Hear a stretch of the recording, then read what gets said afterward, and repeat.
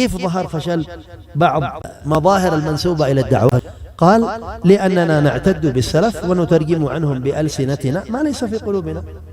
نحن نفتخر بالانتماء إليهم، لكن هل نمشي على المنهج ولو حتى في الحد الأدنى؟ لهذا قال: ونترجم عنهم بألسنتنا ما ليس في قلوبنا ونعيش على حسابهم لمصالحنا ونجعلهم صوتا بأيدينا نوجع به من لا يوالينا ولا ينطوي تحت رغباتنا. وهذه مشكلة. والسلف الذي نحن نتكلم عنهم ما كانوا عليه، إنما هو علم وعمل وورع وإخلاص وخوف من الله تعالى. هذا منهج السلف. وصارت هذه الثوابت منهج دعوة سواء في حالة الصمت أو في حالة الإبلاغ. تأملوا يا شباب، كيف يكون منهج دعوة في الصمت؟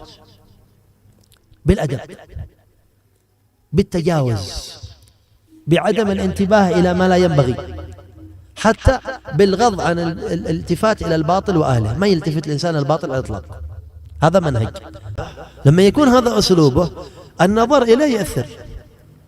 ولهذا قال: ويتأثر الناس بالنظر والمشاهدة قبل التأثر بالمذاكرة والمجاهدة.